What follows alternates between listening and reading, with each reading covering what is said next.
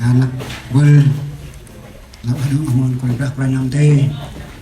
nak bantu jendela tam program nak pun hai tam buk tập lôi chỉ cần nak mặt tập ban kontrak di buka dong hai tam dong anak bul bersih lah nak hai tập pun silo cak dong hai kan dia dong cái mak dong anak sa tam tam tunara cái gì hai bul hai cho nó kỹ nào là đúng người đạn thêm áp nòng cũng hay chỉ lôi ta tập buôn đấy chắc cần hết đông thì mà tập hộp ra đông sống xa đẹp nhất mình đang na thì nó ban các bạn đua hay tăng slow ấy bạn đua thì có cái lo lên đông hay lôi nó tập buôn trong program hay cái chụp lại môi một xong các ăn ngon có Hallelujah có cái con đi xong mặt to ơi một hên cụ lo trộm ơi ăn mong mai bù dược ăn toại ăn on rê hai mai cười tập ăn nào mai ích mà chín cái này tô tầm phần một lo trộm ăn mai hên ba sông xa là ăn tầm dụ ăn mà nó tê hên tầm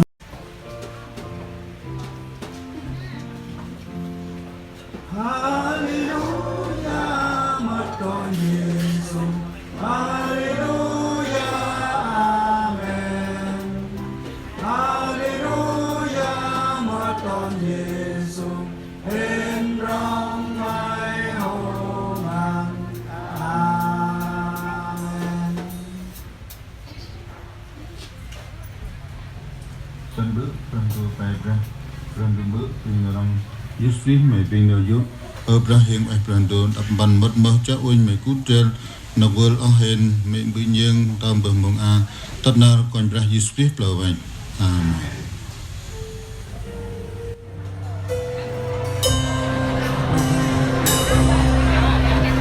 Chúa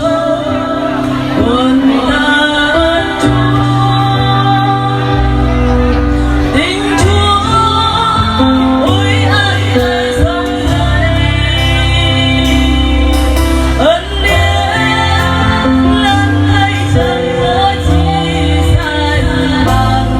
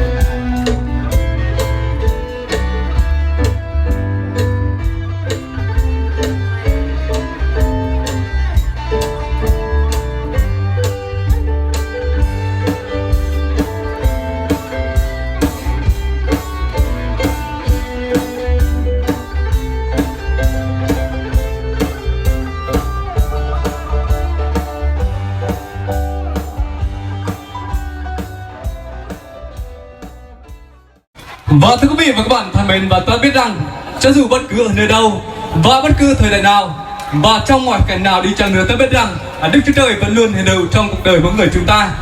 Và trong cuộc đời mỗi người chúng ta, ai ai cũng hằng mong ước được sống ấm no, yên vui và hạnh phúc lâu bền. Và thưa quý vị, khi ta hỏi rằng hạnh phúc là gì? Hạnh phúc là khi ta có một công việc để làm, một người để yêu thương và một điều gì đó để hy vọng. Và thưa quý vị, trong những yếu tố để xây dựng hạnh phúc gia đình, thưa quý vị, chúng ta biết rằng đó chính là một ngôi nhà. Và ngôi nhà chính là tổ ấm gia đình và mỗi mùa ấm áp có mình với ta.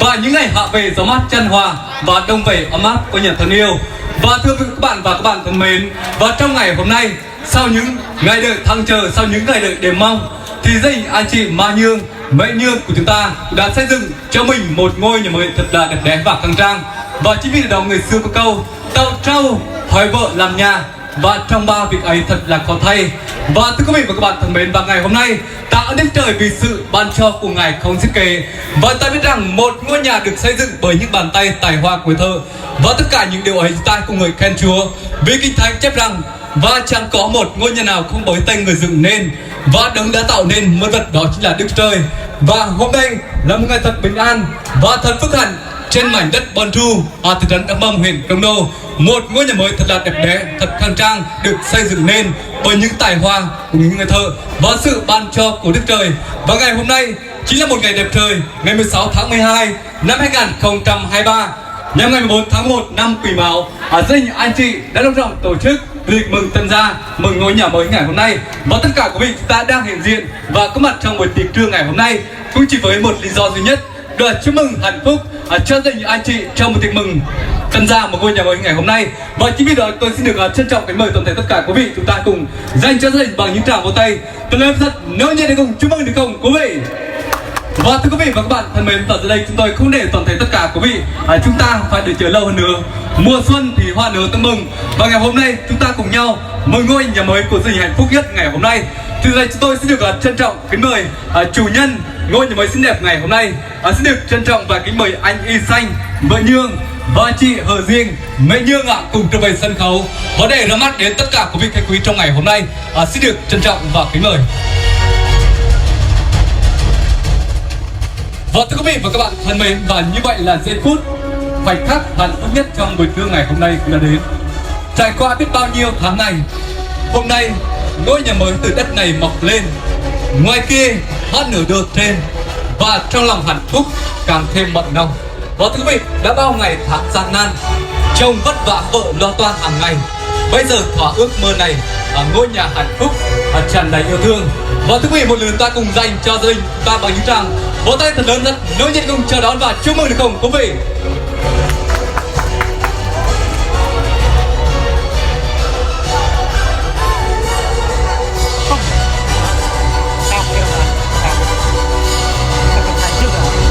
Xin lỗi mà phần đu của anh ra bao mà cần vùng hè tuổi xa đông tầm chơi he là phần san đại chim judo bơi biển nhương từ tập ra tầm trung năm vì vợ tự quay thành nên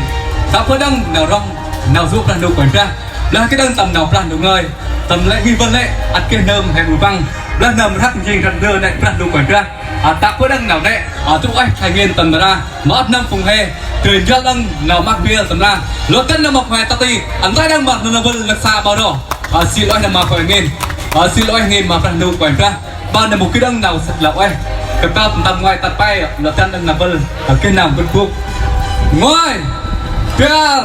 bay xin tên lậu ấy là mà ở đâu rồi mày về làm bồn xin lỗi nghe mà phần đầu quảng ra là lần sắp tương từ sụp sạt ra bao hiện tầm tăng ăn tầm tăng là vân cái đăng tầm ở mòn quảng ra vợ ở sắp phía là hát đăng ra từ bữa sau lần sắp tương từ sụp sạt ra tên đăng ở mòn quảng ra quanh đồng tây.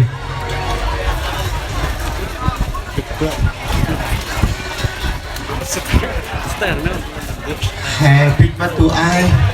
là hè sọc tiền từ xuống xa cầm bữa sau là ai cần ra còn tập này là em mà brand đô nằm cái lẽ nấu pra nấu tươi cụ tâm độc tốt pre tạc lơ khư phương còn dưng bơ ba cam tập này ở cần ra mắt riêng mà đặc biệt chú nô miệng tự nhiên ôi a ni pra Bon Tru hiện rừng riêng nào tâm bôn kể tâm này lao em mà mày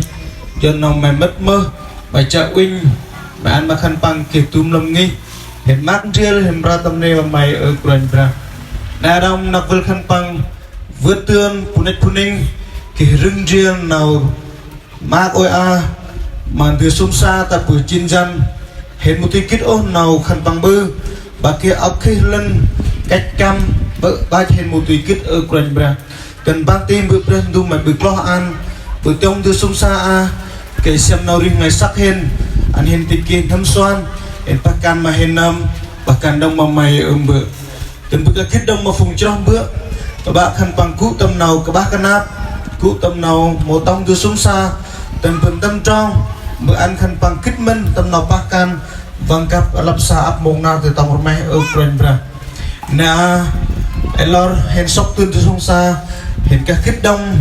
mà bữa họ ăn hen kinh từ sông xa áp mông nào đó tôi là phùng puning hen rất tầm nghi vơ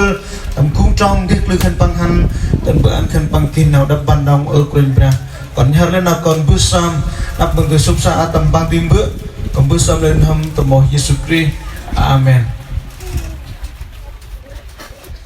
Xin lỗi nghe mà Prando quẹt ra xin lỗi đang tầm hormone quẹt ra nằm đây nô bữa sắp phiên tầm bữa sau là được sắp tương từ phương xa tầm ra.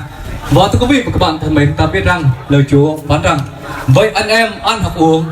hoặc làm bất cứ điều gì khác nhưng hãy vì sự vinh hiển của Đức Chúa Trời mà làm. Thưa quý vị, vào phần cầu nguyện vừa rồi đã cũng mở đầu phần khai tiệc ngày hôm nay. Và thưa quý vị và các bạn thân mến, và ngày hôm nay toàn thể tất cả quý vị chúng ta đã nhận lời mời của gia đình hạnh phúc nhất trong ngày hôm nay. Sự hiện diện và có mặt đông đủ toàn thể tất cả quý vị thân quý trong buổi trưa ngày hôm nay nhân lên rất là nhiều lần cái sự hiện diện và có mặt toàn thể tất cả quý vị, cũng như để đáp lại những tình cảm yêu thương mà tất cả quý vị dành tặng cho gia đình trong buổi trưa ngày hôm nay. Ngay suốt giờ đây, gia đình của chúng tôi có đôi lời chia sẻ cảm ơn chân thành sâu sắc đến toàn thể tất cả quý vị, và giờ đây xin được trân trọng và kính mời ạ. nằm đây lão ai đang mang gương can nghi ra lão ai đang mà phùng puning để tắt phần bằng vết ngay để chúng khơi tắt và nạp xa hen đơn smart hẹn duel lão ai ấp mà bolpel phùng cho chết ngay phần bằng để tắt ring mang ta nara hình kia nào mà của mình nên nạp xa hen một cái nào sẽ lão ai ấp mà khẩn ấy ôn đầu tiên đang tu bài mong do ăn nào ở win nào còn làm khẩn đây tầm lấy rau khẩn ấy pa nào khẩn ấy han lão ai ấp mà polpel cũng trong polpel chết ngay trên nào quay mà cầm bắn đang tu khẩn nào ở win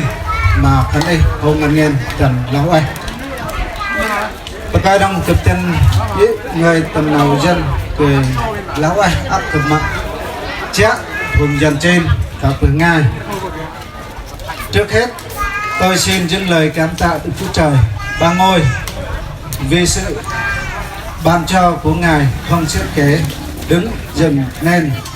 mới vật. Nay gia đình chúng tôi long trọng tổ chức để cảm tạ Chúa và một ngôi nhà mới. Bao nhiêu sự ước ao của gia đình muốn có ngôi nhà để an cư lập nghiệp thực hiện, nay đã hiện thực. Gia đình biết Chúa nhiều lắm. Trong sự vui mừng trong đại này, tôi thấy mặt cho gia đình cảm ơn quý ông mục sư truyền đạo, thầy cô, chấp sự. Cảm ơn ông bà, thông gia, xuôi gia. Cảm ơn cô bác, anh chị, bạn bè gần xa vì quý vị đã bớt chút thời gian quý báu của mình và không ngại đường xa xa xôi để chung vui cùng gia đình chúng tôi. Xin Chúa ban phước trên quý vị. Và một lần nữa xin cảm ơn chú Thâu, các anh em thợ xây đã cố gắng hoàn thành ngôi nhà gia đình chúng tôi. Hôm nay tôi cảm ơn xây dựng vật liệu, cửa sắt, cửa thép vân gỗ, đã tạo điều kiện cho gia đình chúng tôi. Cảm ơn ban nhạc và cảm ơn dịch vụ Dạ Chén Tràng Vinh để lo chu đáo và phần ẩm thực cho gia đình chúng tôi trong ngày hôm nay. Cảm ơn quý vị nhiều lắm. Xin Chúa ban phước. Và quý vị, gia đình chúng tôi theo đạo Tin Lành nên không thể tiếp đón quý vị bằng rượu bia. Xin mọi người thông cảm. Một lần nữa thay mặt gia đình,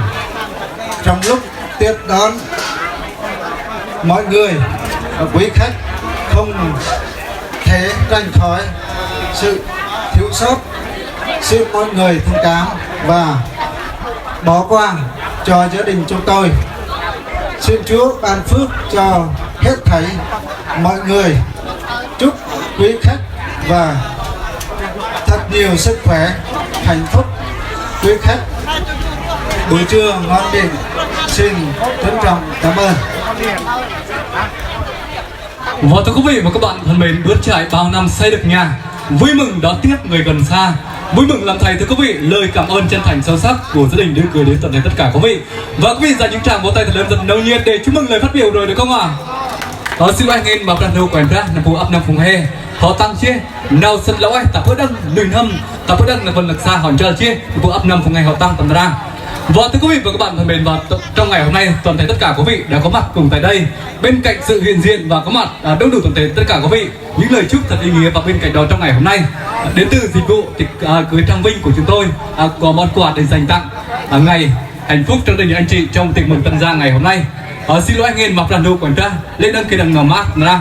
vâng vừa đăng mà ập đồng phòng he cái đằng nào rong lót lên tấn vừa đăng mà nơm tầm tăng ăn tầm lang vâng cả Tràng Vinh cái đằng nào rong mà chỗ đăng là bao đó. Và giờ đây chúng tôi xin được trân trọng kính mời người đại diện từ phía dịch vụ Dạ Chén Tràng Vinh cùng tới với sân khấu để dành tặng món quà yêu thương trong ngày hôm nay. Xin được trân trọng và kính mời.